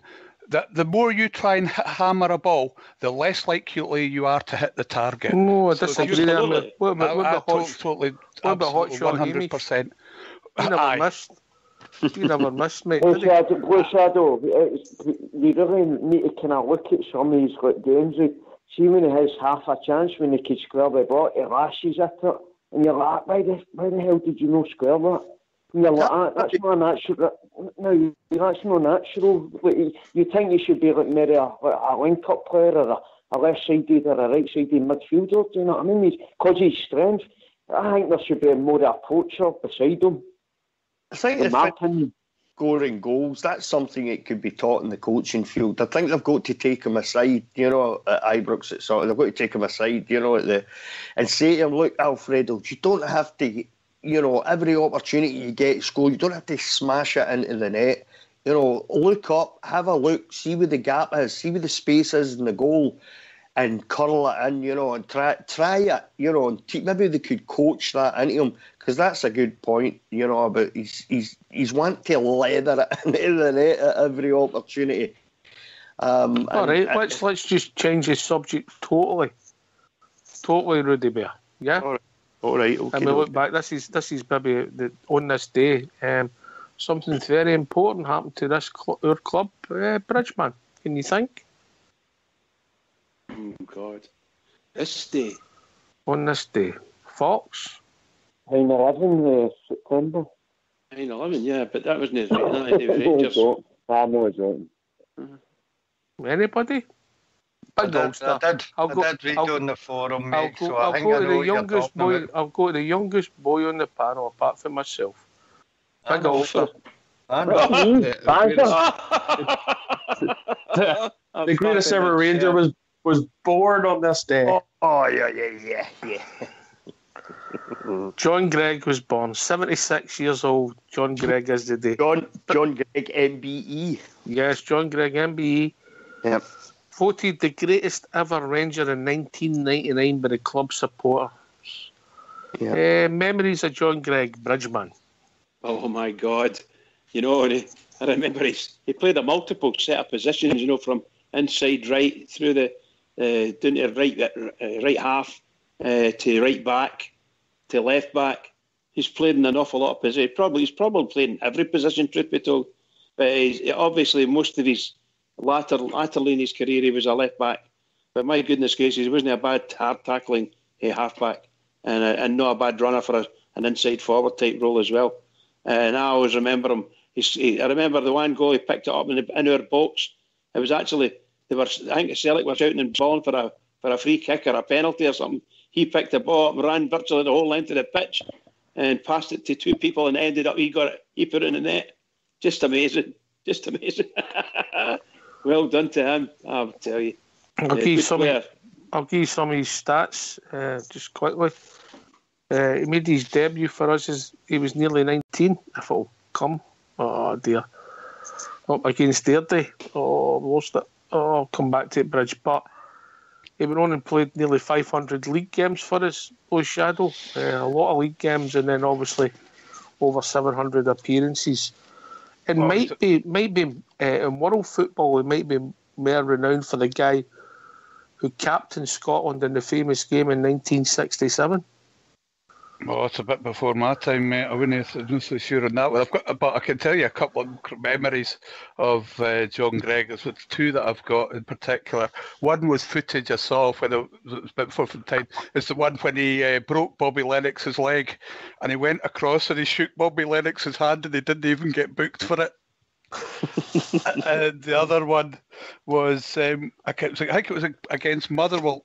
We were playing against Motherwell, and there was a free kick given, and the two of them were standing there arguing about who was taking the free kick, and Greg strolls up and just leathers it one for 40 odd yards, and it went straight into the top corner, and the goalie still ponced about the line, and the most surprising person, the person that looked most surprised on the pitch was John Greig himself. Rudy Bear, see the number of games he played. Yes, what did you say it was? I'll give you exactly what it is. He played 772 games for us in total. 768 is start, 4 games as a sub. Mm-hmm. Goals. Here's an interesting one for you, Rudy Bear. 124 goals John Greig scored. There you go. You would never have thought that, really, would you, that John Greig scored that amount of goals? Here's one for you, Rudy. Here's one for you. Right. How many yellow cards did John Greig get? That's just the one I was going to come up with, the yellow card one. I'd have thought it would have been... I think it's probably lower than what you would expect. You know, he was a no-nonsense player, John Greig, wasn't he? So you would expect... You'd expect it to be quite high. But I would think back then... Hurry up, the show finishes at 11. 20. 20. Bridgeman? I'd probably go less than that. It's got to be... You wouldn't ask that question, if wasn't it? I'll go a dozen. A dozen? Fox? 30. 30. Get more. Blue Shadow? It's something really, really low, isn't it? It's something like 3 or 5. It's under 10 anyway, I think. Wow. All right, it's Wow. one yellow card they got. Aye, is that right? One yellow card and sent off. No, they never had yellow cards during his That's career. right. That's what That's it's right. been You've then. got to remember that. But Because I saw him did some terrible tackles. Can you imagine if he'd been playing New Yorks? aye. Oh. And his yellow card was against Celtic in his last season. Oh, wow. It just shows you, doesn't it? The thing Just about shows John you. Greig was, though, even if he was having a nightmare of a game, he inspired everybody else to pick up their game and basically make up a difference, didn't he? Well, if I was just going to say there, Blue Shadow, before I was so rudely interrupted by Ox. I know, it's shocking. There's something you've got to allow for, Rudy, you know. Aye. If anybody epitomises being a Rangers player, it's John Greig, isn't it? Really, that was the reason why the man was voted, best Rangers player of all time. He certainly deserves that. As far as I'm concerned, he was an absolute hero of mine when I was a kid. So he was. I just absolutely loved him. So I did. And when I think the first time I met him, I think I must have been about 11 or something. I think when I first met him, it was actually at a charity game. And I went and got his autograph, and he just seemed like an absolute man mountain to me. And it wasn't so much that he was tall, it was just how broad he was, He was just like a square block, so he was. I love John Greig as a kid, As I say, anybody epitomises the Glasgow Rangers for me, it's John Greig. Captained us in 2 European finals, yeah? Yep. Obviously, might be the only one that'll ever do that. 6 years between them. Was unlucky as a manager. Arguably, maybe history would have looked at him differently if he'd get the break in the fixtures in his first season, Fox, when we were fighting for 4 trophies and there was fixture congestion. Sound familiar? Aye, it's happened before. I think what everybody really missed out, mate, was what a great leader he was. He was a real leader on the park. When we defeated the English in 1967, you were talking about, we beat them 3-2 at Wembley. He was a great leader on that day. And his most famous goal in international football would probably be the goal at Hampden against Italy a few years later. Aye, I was there on Albridge. That was when the Rangers support kept Scotland afloat, mate. Remember they days? Absolutely. Every single one of them. Never missed a Scotland game at Hampden, tell you. I don't think he was ready for management. When Big Jock left, I think he was more or less forced into it, and maybe before he was due to make a great step like that. As I say, he was a leader more than such a great football player as well, I mean, if you take, there is similarities between, obviously, Steven Gerrard coming in. But the difference was he was going for, that was his mates in the dressing room, Fox, eh? Well, it was the same thing. I mean, he was a one-player, one-man club, mate. Joined Rangers for an Edinburgh youth club. Didn't he want to sign for us? I think he was originally a Hearts supporter. No, it was actually Whitburn, Bridge. Fox, sorry. He was playing for Whitburn when the Rangers signed him. My memory doesn't stay. I thought it was an Edinburgh club, but I could be wrong. And it was only his father that made him sign for Rangers, mate. And what a great bit of advice to listen to your father to sign for the greatest club in the world, mate. He was playing for Whitburn Juniors. The reason why I know that is my wee old next door neighbour was a Whitburn Juniors fan, and he told me that because I was quite surprised by that. He came from Edinburgh, he was an Edinburgh boy. But at the time, I think when Rangers brought him in, I'm sure my old neighbour said to me that they actually signed him from Whitburn Juniors. According to his wiki page, it was something United Crossroads in Edinburgh. Aye. We signed him for Bob Macaulay. Signed him for Rangers, and his father told him to sign because he'd witnessed Rangers beating Hibs 6-1, and Hibs had a good time. He'd been loaned out to Whitburn.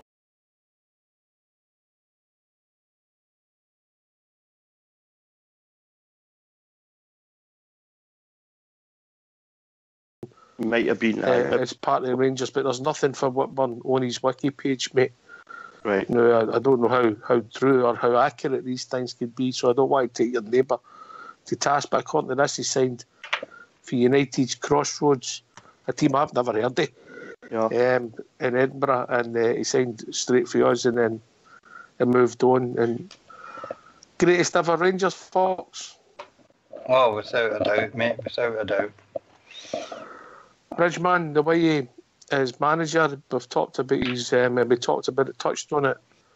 I think it was last night we might have touched on it, but not only did he have to deal with the successes of European Cup finals, obviously he was the captain of the club when we're darkest hour, and he dealt with that with dignity and decorum. Absolutely, pal. Absolutely. No, there's no doubt about him being the greatest Ranger. His duration in years and games with Rangers is just incredible. Just absolutely incredible.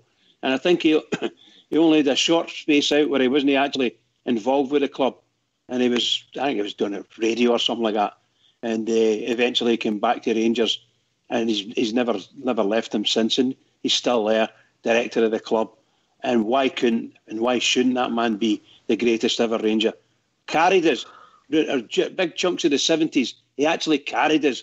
And if there was a goal needed, Greig always seemed to manage to either create it, or score it. And a lot of the times he scored it. So, truly. What does the name John Greig mean to you, Ulster? Club legend, mate. You know what I mean? When you're learning about the Rangers as a young man, you learn about John Greig very, very quickly. Won the European Cup. It was something amazing for us. Cup Winners' Cup as a final as well. Thinking he got us to as well as captain of the club. So 2 European finals is unbelievable.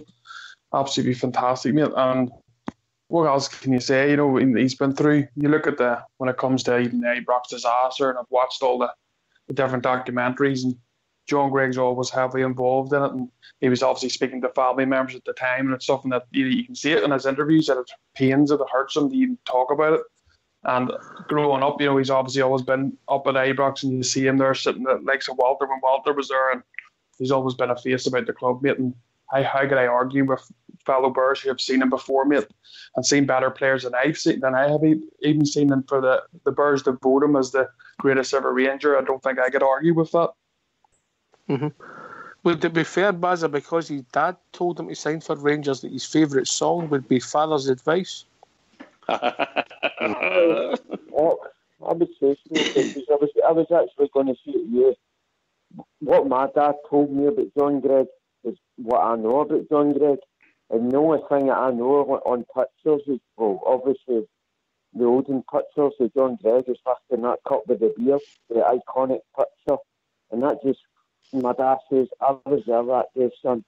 And that just brought tears to my eyes. And even I see these days, it brings tears to my eyes. And I go, Dad, were you there? Were you on the pitch? And he's like, of course I was, son. He's like, right, blah, blah, blah. And I'm like, Dad, how good was it? And he's like, undescribable. And I'm like, I think it will happen again. Son. You know what I mean? I hope it does happen again, but I want to see it. And he says, unbelievable. Sorry, I thought you'd finished, brother. I was just going to say that I always remember when watching him playing for Scotland against England, and I remember Kenneth Wilson, the great Kenneth Wilson, who was a great England fan, of course, and he said, here's this boy, John Greig, I think it was his first international against England, and he said, and this guy's got some reputation, he'd go through a brick wall for the ball, and then he went and crunched into, I don't know who it was he crunched into, and he says, and there's one of those tackles or something like that. 1 yellow card, 3 red cards, mate. You would have been surprised at that, would you? But great career, managed the club legend. 3 trebles he played in, 3 treble winning time, over 40, 64, 76, and I believe in 76 he got the Scotland Player of the Year, and then again obviously in 78. So unbelievable, 3 treble teams. What a huge career, eh? We'll never see that likes again, Ox. We were talking earlier on there, you don't see players hanging about, staying about clubs the way we did in the past decades. Absolutely massive Rangers career, and as I said before, anybody epitomises Glasgow Rangers for me. It's John Greig. Aye. I'm just looking here at this page, but I just need to bring this up. Sorry for a wee second. Rangers paid £200 in 1959 to Whitburn Juniors FC for John Greig. He signed with them on a white paper, a white form, but never actually played for Whitburn. But Rangers paid them £200 in 1959. So that was a good deal for them then, wasn't it? Hey, what would you pay for a player like John Greig's quality nowadays, eh? But absolute legend. So what are you saying, Ruddy? Ruddy, you saying he was unproven? Sorry, what was that, Bridge? Are you saying he was an unproven player to sign for Rangers? Well, sorry, pal. I was just joking. He didn't play for them. He signed for them on a white forum, but never actually played in Rangers. It says here, Rangers played fair by Whitburn Junior FC by paying them £200 in 1959. As they've always done. He's certainly absolute club legend. You don't get a statue outside the Ibrox for no reason at all, and the man thoroughly deserves it, in my opinion. And I'm sure an opinion of all bears, you know what I mean? Was he on you go, Rudy? On you go, boy. Was he not awful unlucky as a manager as well? Because when he got effectively told that when Big Jock Wallace left, that he basically told you're going to become manager, and he took over what was a very aging team at that point, and he really wasn't given the funds with which to sort of reinvigorate it and turn it into his own team. Well, there was a stadium work going on and all the pools where he was at Edinburgh's at. And in 1978, we started the redevelopment. But we got to the quarter-finals of the European Cup, Ulster. We knocked out the Italian champions, the Dutch champions, who hadn't been beat. I think they were undefeated at their own midden in Europe up to then. We beat them, and then we played Cologne in the quarter-finals. The game, I think, from memory, we beat 1-0 over there, Fox. And then it was cancelled on the Wednesday night. Somebody might have been out to Plonk School to go and help them clear the park. I can't even think who possibly that would be. And then the game was played on a Thursday night, and Big Derek was on the bench, was injured. And these are just the breaks, Rudy Bear. Sometimes things just... You would have been working when I Plonk School to go there to do that. Oh, I would have been, what a shocker. I wouldn't even have been at school, Sometimes... What a shocker. Sometimes... I don't rise... Bet he was eating. No, don't rise to anymore. Sometimes things just don't go your way, and sometimes things are just not meant for you. And unfortunately, that was the case with John Greig, as far as management goes. I kind of remember being really disappointed, way back... Then I think it's true what Blue Shadow says. Funds weren't made available. It was an aging team. I think it must have been also extremely hard for him to come out of the dressing room where he was buddies. He had all his buddies in the dressing room. He's had to come out the dressing room and try and play the boss. I don't think that's an easy transition to make, Ox. And certainly know some of the games that we had, around about that time. So for me, he'll always be just what he was to the club, just an absolute legend of a player. All right, keep it simple. Big Ulster, greatest ever Ranger? 100%. Rudy Bear? Absolutely, 100%. Blue Shadow? For me, it's along with Sandy Jardine. He's the greatest ever Ranger. I agree. All right, then. Fox? Deserves that title. Bridge? Aye, thoroughly deserved. Single club all his career. Fantastic. Bazza? Falga really deserved, but in my opinion, growing up, it would be McCoy. All right, okay. All right. There's similarities there in management as well. It didn't work out for both of them, but I think if you take the modern era or post-war, I think you would Big Greig would be up there.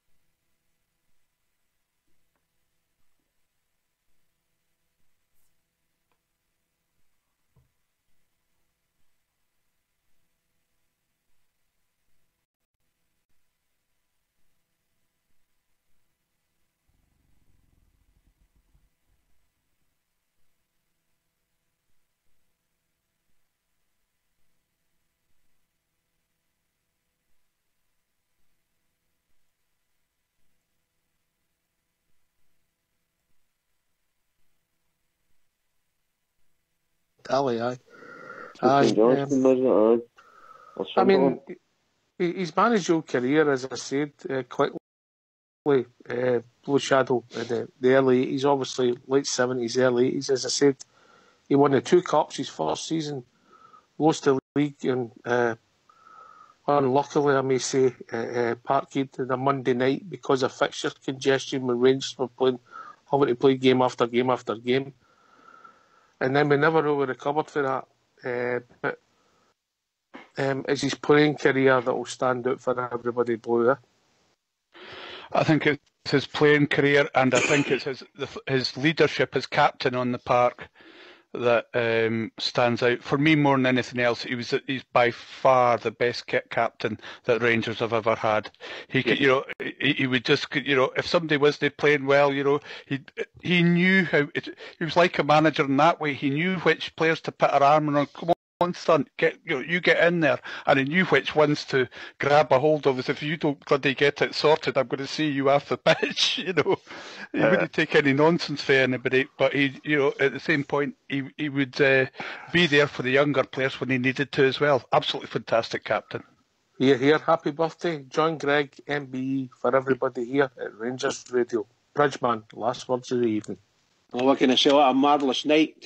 Started off with that young, handsome chap, Mr. Ulster, and now we end up with the other young, handsome chap, Old Oxchair. What can I say? Thank you, Bridge. To all the Rangers fans all over the world, in particular Rangers fans on here, on Rangers Radio, on the birthday of John Greig. Everybody, keep it going for the Rangers.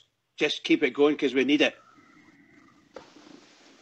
Can I thank Bazza, Bridge, Fox, Blue Shadow, Rudy Bear, and the one and only Big Ulster. And Big Ulster, you got a few words to say about the callers I missed, mate? No, it's just there's questions are obviously just make quickly we'll get through them all tomorrow. Any questions about it? Yeah, the boys that phoned in, was it Greg, the boy that phoned in? Oh, Greg, he's the first time caller, so it was great to have him on, mate. And that's what we need. Get more of yous to do it. And Tracy Barrett there on Facebook, we'll have a look at your subject tomorrow night. This has been Rangers Radio. We'll be back tomorrow night between 9 and 11, talking about all things Rangers. Take it away, folks.